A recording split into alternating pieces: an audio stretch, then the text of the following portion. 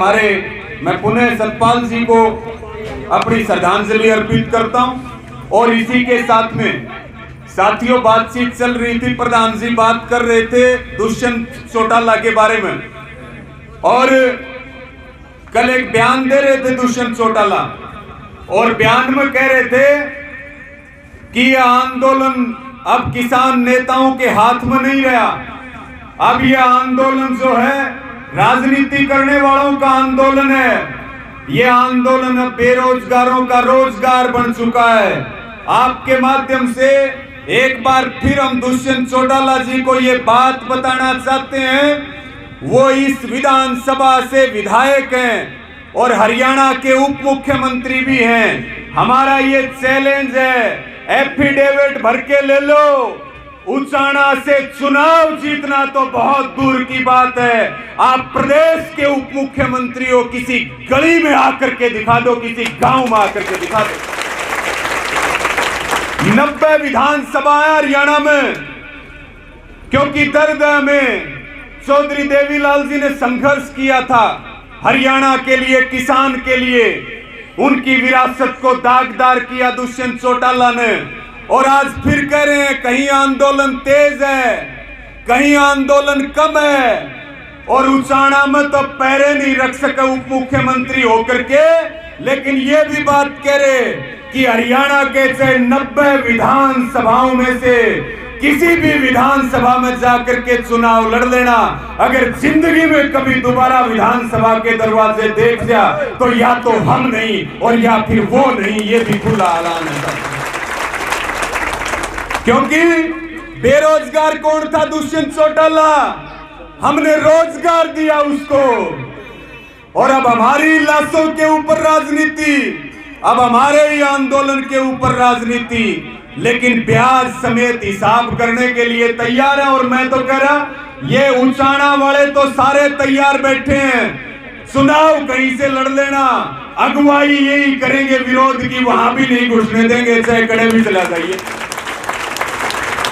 अभी हमने एक अपील और करी कि 7 निर्दलीय विधायक हैं हरियाणा में, 7 निर्दलीय विधायक हैं, 2 निर्दलीय विधायकों ने समर्थन लिया सरकार से वापिस, एक विपक्ष के विधायक थे अभय चौटाला जी, जिन्होंने आंदोलन के समर्थन में अपना इस्तीफा दिया। अब 5 विधायक बचे।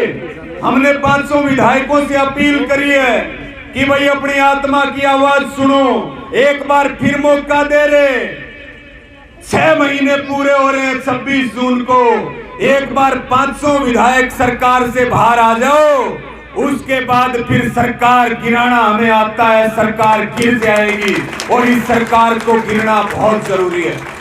साथियों, कुछ लोग चंडीगढ़ में गए थे अभी कल, सबको पता होगा, सबने फोनों पर देखा होगा, समाचारों में देखा होगा, मुख्यमंत्री को पगड़ी उड़ा रहे थे प्रधान जी, मुख्यमंत्री को पगड़ी उड़ा रहे थे। उनको हमारी चेतावनी है कि वो जयचंद है हमारे, वो मीर जाफर है हमारे घर में गद्दारी कर रहे, जिस थाली में खाया उसमें छेद करने का काम कर रहे।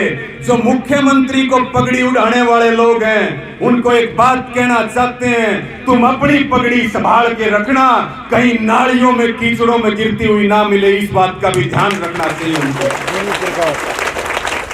नहीं, नाम तो नहीं लेंगे उनका संधू साहब, वो नाम लेने लायक लोग नहीं है। वो कह रहे कि मुख्यमंत्री की रैली करवाओगे हम कुरुक्षेत्र में और देख लेंगे कौन विरोध करता है। ये जो सरकारी दल्ले हैं, मैं तो आपके माध्यम से, मीडिया के साथियों के माध्यम से ये अपील करता हूं कि वो जिस गांव से आते हैं उनके लिए वैक्सीन तैयार रखो और जहां मिल जाए उनका वैक्सीनेशन कर दो, और कोई इलाज नहीं अभी हमारे पास। साथियों, अभी प्रधान जी भी जिक्र कर रहे थे राम सिंह राणा जी का, जो लगातार वहां पहले पानी की सेवा कर रहे थे, सिंघू बॉर्डर पे पूरा एक अपना ढाबा भी वहां आंदोलन में समर्पित कर रखा। अभी हम भी वहां जाओगे कुरुक्षेत्र में, संयुक्त किसान मोर्चा की मीटिंग भी चल रही अभी निर्णय लेने के लिए, और उसके बाद फिर दूध की सेवा शुरू करी। उसके बाद फिर आटे की सेवा करी। शायद राम सिंह राणा जी के बारे में किसी को परिचय देने की जरूरत नहीं है। अभी प्रधान जी कह रहे थे, हम तो एक ही बात कहते हैं, आज भाई कानून उतना ही मानेंगे जितना ठीक है, गलत कानूनों को कभी नहीं मानेंगे, ठोकर मार के तोड़ देंगे, चाहे कोई सूली के ऊपर क्यों ना टांग दे। हम सारे राणा जी के साथ भी हैं, रोने की जरूरत भी नहीं, घबराने की जरूरत भी नहीं। जो उनके कुरुक्षेत्र के ढाबे के सामने बड़े बड़े पत्थर लगाए, आप कल से देख रहे हो। हम तो यही चेतावनी दे रहे कि समय है, चाहे वो हिसार चले जाओ, टोहाना चले जाओ, अब नंबर आ गया कुरुक्षेत्र का। हर जगह नाक रगड़वाई है प्रशासन की और माफी मंगवाई है सरकार से। अब अगर पंगा लेना हो तो तैयार है, नहीं तो पत्थर हटा लेना, नहीं तो फिर हम पत्थर भी हटा जानते हैं और कानून तोड़ना भी जानते हैं, हमें कोई डर और भय नहीं है इस बात का। कसार गांव की एक घटना चल रही, लगातार पूछते हैं, बार बार इस बात को सबको ध्यान रखना चाहिए। मेरी आप सबके माध्यम से अपील भी है, आंदोलन लंबा चलेगा तो बहुत समझदारी से भी चलना पड़ेगा, सबको मिलजुल के भी चलना पड़ेगा, प्यार और एकता से भी चलना पड़ेगा। आंदोलन जीते तो हमारा भी सम्मान है, और आंदोलन हार के ना हम रहेंगे, ना आप रहेंगे, ना सम्मान की लड़ाई रहेगी। ये भी मेरी सबसे प्रार्थना हाथ जोड़ करके। ये लड़ाई आने वाली पीढ़ियों की है। लंबा आंदोलन चलेगा, मजबूती के साथ सब एकजुट होकर के लड़ो। कोई बड़ा नहीं है, कोई नेता बड़ा नहीं है, बड़ा है तो आंदोलन है। जहां आंदोलन की बात आए वहां कोई भी त्याग करना पड़े, हमें सबको करने की जरूरत भी है। कसार गांव की घटना चल रही थी, एक व्यक्ति ने सुसाइड कर लिया, आत्महत्या कर लिया। आपने वीडियो भी देखा, और भाई वो उनके घर में एक दुर्घटना घटी, हम उनके साथ भी हैं, होना भी चाहिए। हम सामाजिक व्यक्ति हैं, हम पंचायती लोग हैं, लेकिन एक आत्महत्या का राजनीतिकरण करना और ये कहना कि ये किसान आंदोलनकारियों ने जला दिया, जिस गोदी मीडिया के चैनल ने खबर चलाई, जिस गोदी मीडिया के अखबार ने खबर छापी, ये सारों को संकल्प लेना चाहिए कि उनके चैनलों का बहिष्कार हो और उनके अखबारों को हम बिल्कुल भी ना पढ़े। वो बिके हुए लोग हैं, सरकार के दलाल हैं। और ये भी स्पष्ट हो चुका है कि किसान बचाने वाले थे, उन्होंने आत्महत्या करी। हजारों षड्यंत्र जैसे रचे, ऐसे ये एक षड्यंत्र था। विश्वास ना करना, विश्वास करना तो केवल संयुक्त किसान मोर्चे की बात के ऊपर विश्वास करना है, आंदोलन के ऊपर विश्वास करना है, और अपने विरोधियों को ताल ठोक करके मुंह तोड़ जवाब देने की हमें जरूरत है, क्योंकि ये आंदोलन अब एक बहुत बड़ी ताकत भी बन चुका। मेरी ये भी सबसे अपील और प्रार्थना है कि ये सब जातियों का आंदोलन है, सब धर्मों का आंदोलन है। सरकार इसको एक जाति का आंदोलन बनाना चाहती है, लेकिन उस साजिश में भी फेल हुई है। इसीलिए बात करे कि भाई या तो बीजेपी जाग जाए, नहीं तो आंदोलन चलेगा। लेकिन 2024 में मोदी की सरकार और हरियाणा में खट्टर की सरकार नहीं मिलेगी। आंदोलन तो चलता मिलेगा, सरकार नहीं मिलेगी। साथियों, मेरा ये भी प्रार्थना, 26 तारीख को राजभवनों के ऊपर प्रदर्शन है राजभवनों के ऊपर। हर रोज नई कॉल होती है संयुक्त किसान मोर्चा की। 26 तारीख को जो है पूरे देश के राजभवनों में राज्यपाल को ज्ञापन दिए जाएंगे और केंद्र शासित प्रदेशों में उपराज्यपालों को ज्ञापन सौंपे जाएंगे।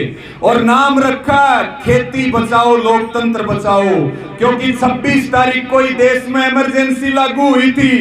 आज देश में घोषित इमरजेंसी है। जो मदद करे, पत्रकार बोले उसको जेल में डाल दो, किसान बोला उसको जेल में डाल दो, कोई हमारी बहन बेटी बोला उसको जेल में डाल दो, ढाबे वाला मदद करे उसको जेल में डाल दो। ये काम चल रहा कि नहीं चल रहा? तो उस समय घोषित इमरजेंसी थी, आज अघोषित इमरजेंसी है। 26 तारीख के लिए आपने तैयारियां भी की होंगी और शांतिपूर्ण तरीके से हमें हरियाणा के राज्यपाल को वहां पंचकूला में इकट्ठे होकर के ज्ञापन सौंपना। और कल मैं पुनः, क्योंकि कल कबीर जी की जयंती है और आप सब यहाँ टोल पर भी मनाओगे, एक बहुत तगड़ा संदेश भी जाओगा, क्योंकि आंदोलन तो जीतेंगे। ये बात तो सरकार में बैठे लोग कान खोल के सुन लें। जीत किसकी होगी? जीत किसकी होगी? जीत किसान की होगी, हिंदुस्तान की होगी। और हार किसकी होगी? हार अहंकार की होगी, बीजेपी की होगी, नरेंद्र मोदी की सरकार की होगी। तो मैं पुनः ज्यादा लंबी बात ना करते हुए, खास करके क्योंकि हरियाणा के लगभग सभी टोलों पर जाने का मौका मिला, लेकिन इतनी बड़ी संख्या में जितना मेरी माएं बहनें यहाँ आशीर्वाद दे रही, ये भी अपने आप में एक इतिहास है। हार हमारी हो नहीं सकती। हमारी माताएं बहनें हमारे साथ खड़ी है, कंधे से कंधा मिला करके।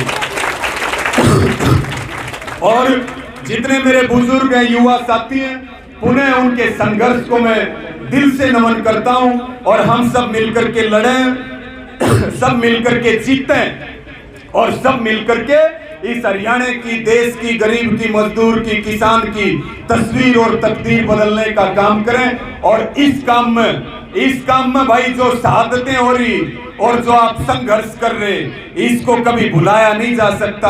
आने वाली पीढ़ियां जो है आपके योगदान को कभी भुला नहीं पाएंगे। मजबूती के साथ हम लड़ेंगे और जीतेंगे निश्चित तौर पर। और आज हमारे हिसार से भी साथी आ रहे, उचाना से भी आ रहे, कैथल से भी आ रहे, उन सब का भी मैं बहुत बहुत धन्यवाद करता हूं। जब आपके बीच में आवे, बहुत ताकत मिले, बहुत सम्मान मिले, बहुत प्यार मिले, सब मिलजुल के काम करें।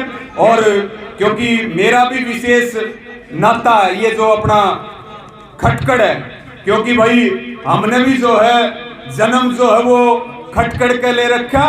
तो आपके बीच में जब आके लगे तो अपने परिवार के बीच में आए हैं। बहुत जो ताकत आपके अंदर है उसके अंश हमारे अंदर भी है।